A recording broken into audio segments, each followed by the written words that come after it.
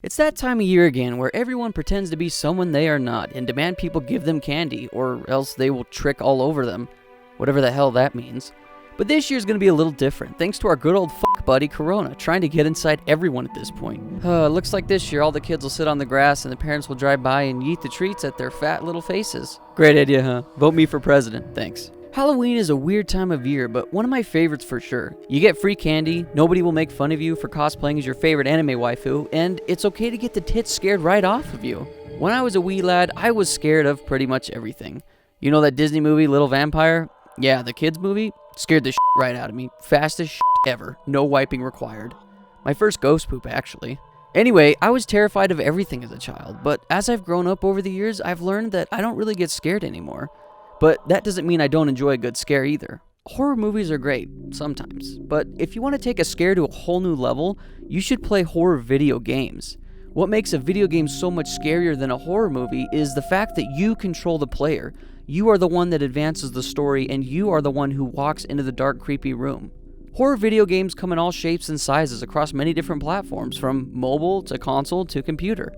Most horror games follow a similar format. Make the player feel helpless and then jump scare the piss out of them. Some games do this format well, while others miss the mark, but that format can grow old pretty quickly. Games like Five Nights at Freddy's and Emily Wants to Play are exactly that. Make the player feel helpless by not being able to fight back, and then BAM! Ugly bitch right in the face. There are, however, other types of horror games other than puzzle walking simulators. Some games actually allow the player to fight back by giving you weapons. Games like the Resident Evil franchise and Dead Space. These are my preferred horror games to play, ones where I don't just run around and hide in a locker waiting to get manhandled by a big creepy dude. Don't get me wrong, I still enjoy these types of games. In fact, I just recently played one on Steam called Visage, and holy god, that game is scary. But it's just like the rest of the horror genre, solving puzzles and trying to avoid being caught by a ghost. So for today's video, I didn't want to talk about a typical horror game. In fact, I wanted to talk about a horror game that isn't even scary. Yeah, that's right. I'm making a bold claim in saying that today's game, which you already know by now because of the title, is not scary. But let me explain why. F.E.A.R is a first-person shooter survival horror game made by Monolith Productions, released back in October of 2005, and was regarded as one of the best games available back in the day. Originally released on Windows and later ported to 360 and PS3, F.E.A.R won over the hearts of both critics and players for how different and entertaining it was. F.E.A.R stands for First Encounter Assault Recon, which is a special force team that is tasked with trying to track down a rogue commander named Paxton Fettel, who has taken over control of the ATC headquarters. You take control of our main character named Point Man, whose reflexes are super advanced and make for a badass super soldier. Your fast reflexes are a game mechanic that is super fun to mess with, making you really feel like a god amongst men. You have the ability to slow down time, allowing you to completely outplay your opponents. This is so much fun to use. Jumping around corners in slow motion allow you to just blow through your enemies with your arsenal of weapons. You even get to choose from a decent amount of guns to use. You get a typical AR, an SMG, a shotgun which liquefies the enemies when you are real close, an RPG launcher, a wave sniper that turns enemies into just bones, and you even get this dart thing that shoots these really big darts that can actually pin enemies to walls.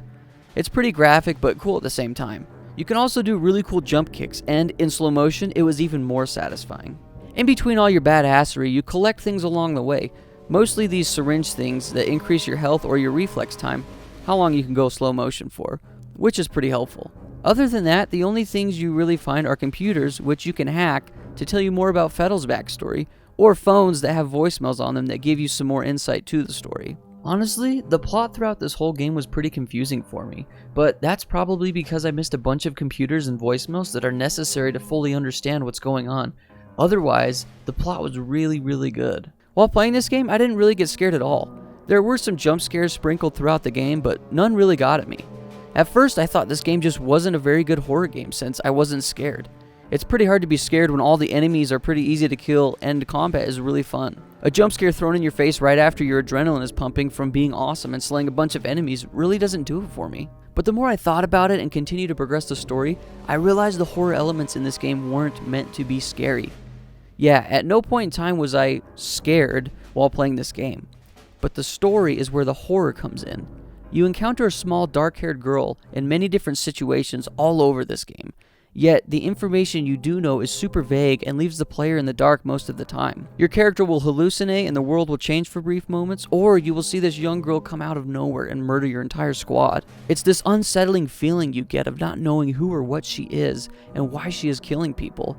That lurking feeling that she is always around and can pop out at any moment is the horror aspect that I came to realize is what they were going for. Not just some cheap jump scares that make you pee a little bit, but this overarching sense of mystery that gets the player thinking. Another game mechanic that assists this mysterious horror element is the fact that you have a flashlight that runs out of juice pretty quickly. At times you'll be navigating a dark room and your flashlight will go out, leaving you helpless and afraid of not knowing what is in the dark, which allows your mind to conjure up its own demons. The level design and atmosphere are just another addition to the scare tactics this game uses. The levels aren't too complex or real freaky, but they do give you just enough light in the dark to mess with your mind.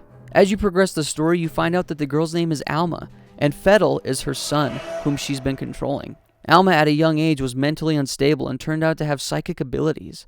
Her father, Harlan Wade, did experiments on her and even impregnated her, not once, but twice. No, he didn't have sex with her, but he still wins Dickest Dad of the Year award. Turns out that there was a son born before F.E.A.R, and that turned out to be Mr. Pointman. Pointman kills F.E.A.R and then finds Harlan Wade at the end of the game, letting Alma go free because he felt guilty of how he and all the researchers treated her. She kills her father and leaves.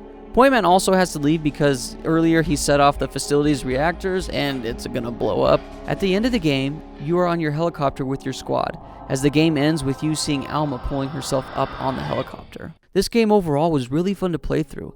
It has that old game charm to it that I can't quite explain, but I really enjoyed it. I didn't really have too many issues with the game, other than doors are really f***ing glitchy. They're like magnets that you stick to whenever you open them.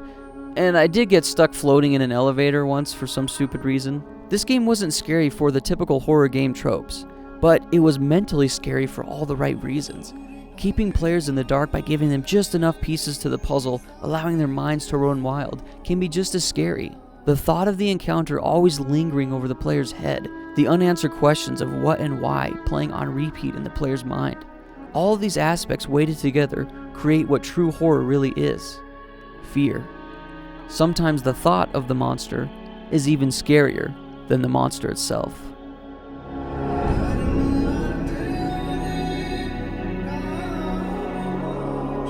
Thank you guys so much for watching this episode. If you enjoyed it, be sure to leave a like. And if this is the first episode you've seen, consider subscribing. We make videos like this every single week. Hope you all enjoyed, and as always, keep it rad.